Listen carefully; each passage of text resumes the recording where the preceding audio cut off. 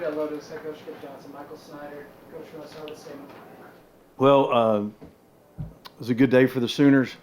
We started out the day just wanting to win pitches and win innings, and today I thought Grant Stevens was really good and got some big hits and some big moments, and Malachi did his job really good. I thought the difference in the game was we pitched through 2-3 momentum changes in the first game. We had second and third, they get out of the inning. Second and third, they get out of the inning. And the momentum changes, line drive out with in a situation, and then we pitched through those momentum changes. We hadn't been doing that in a while. And in the second game, we pitched through a momentum change thanks to Jet. I mean, he did a great job of picking up Gerton. Gerton went out there and did the best he could. That's all we asked of him, give us an effort. And we had some big moments in that game. Snyder gets a big hit to tie the game and kind of kept us at bay. The team energy was really, really good. I just like to, I told those guys in the locker room, I'm really proud of the coaches getting them ready to play. Not just me, but the coaches, because they play a big part in it to get them ready to play. Because you can go up and down in these arenas and not pay attention to really and make them focus on the details. And I thought, some of our details that we did mess up on, touching the base. I guess we have base running practice tomorrow and catching pop-up at home plate. But other than that, it was really good and really proud of our fans. The fans is really exciting to watch our fans. And hopefully tomorrow we'll have so many fans they'll have to hire the fire marshal to come out here and find out, make sure they check everything. So really proud of our team in the moment and really proud of the young men.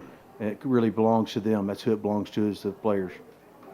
Jet, what's this moment like? If that's the last time you pitch out there, just going out like that and in the spot that it was. It's unreal. It's good to be out there, just having my guys behind my back and putting up some runs makes it a lot easier to pitch. So appreciate Snyder for getting the tie ball game and then some big hits late, and love it out there. Great atmosphere, and can't complain. Did it feel like after the home run from Michael that it felt like momentum had changed? Did it get easier to go back out there on the mound? Absolutely. Tie ball game.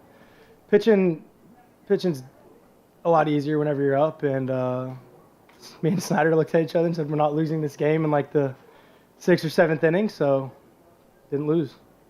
Skip, just how huge was it for Snyder to get that home run and for you guys to tie it back up so quick after they I mean, it was really big. I mean, for his confidence, for everybody else's confidence in the dugout.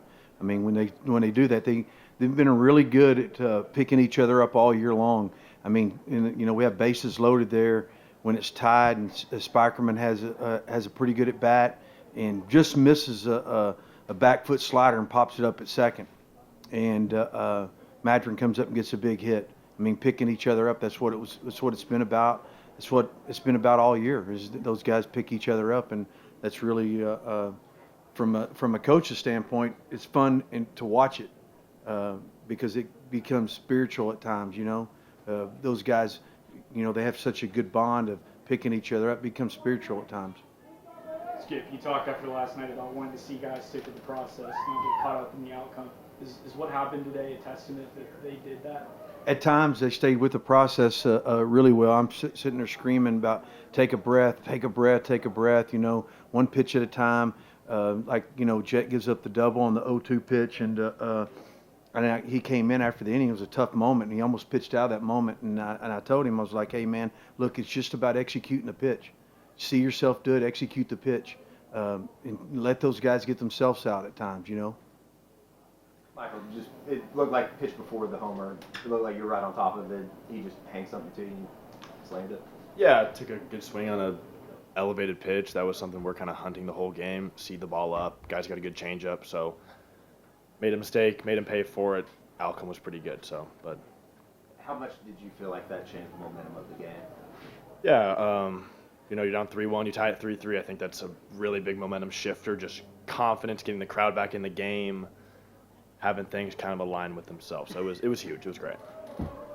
Skip, how does your pitching line up for tomorrow? How does your pitching line up for tomorrow? Oh, I got a Cowboy hat at home, and Yeah, and I'll put those names in it, and we'll figure out who's gonna, come out of that cowboy hat. But I think it lines up well. I mean, this time of year, it's all hands on deck. You just got to go out there and just like Jet did today, pick each other up. You never know who's going to be in those moments. And the thing that Jet can really come off of it if he did something that a lot of people don't do, and he knows now that he can do anything he wants to do. He just got to put his mind to it and compete. How big were Jet and Grant, just in the bigger grand scheme of things, setting up for tomorrow, both going 7? Yeah, he saved 3 or 4 or 5 arms going in tomorrow. I mean, it was really big, huge. I mean, we worked hard. I mean, he's been here for 4 years, and he's worked hard ever since he's been here. He's gotten better and better each year. Last summer was a big summer for him coming back. He pitched all summer long, and that was probably his first summer that he pitched, and felt good to do that, and it really probably helped him in those moments. I'm really proud of him because a lot of times, in our game today, some guys don't get to pitch as much as other guys get to pitch, and they move on. But he never did that. He stuck by it. He trusted us to the process, and he's been a good leader doing that. Michael, obviously the team's been really resilient all season. What does it just say about the guys after last night was tough? 2 big wins today, and then I guess what's kind of the mindset going into tomorrow? Totally. I think our kind of mantra all season's been just be resilient, take it one pitch at a time, and pass the baton off to the next guy. So nothing's going to change from tomorrow, whether it's a bigger game or not. It doesn't really matter. It's just another game, another piece of the process that we're going to go through and play the game of baseball. Skip, you mentioned Grant. He seemed locked in all day. What was working for him? I think he just kept them off balance, in the moments of the game. I mean, it was he's the type of pitcher. I mean, pitching just about disrupting timing and hitting targets. Really, that's all pitching is. Doesn't matter if you throw 100 or it doesn't matter anything. I mean, it's about disrupting timing and hitting your target. That's the only thing you can control. And I thought he did a great job of doing it. And really, he went through the lineup one more time than we really expected him to do, which was really huge for the second game to build up, and it saved Jet from going out there in the first game and let Jet do what he needed to do. And us separating the game was huge, really big. What was the official ruling just on the Isaiah? Did the third base umpire say that he missed it, or did they appeal that? They appealed it. They appealed it. I don't think the umpire started standing up. Hey, he missed the base. I mean, I asked Reggie about it. He said, I swear he missed it by a foot, Skip. And I'm like, really? I'm like, okay, So I'm like, okay.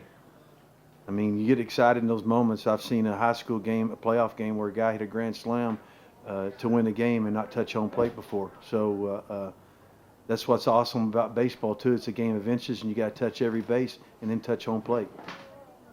Coach Pender's kind of compared the game to the Matrix, saying that they were dodging bullets all night, and then in, I think, the 8th inning, you guys were finally able to string together some offense. What was kind of the difference there as opposed to the rest of the game when you guys left some runners stranded? Yeah, I mean, it's kind of funny you say that. So our kids, Jackson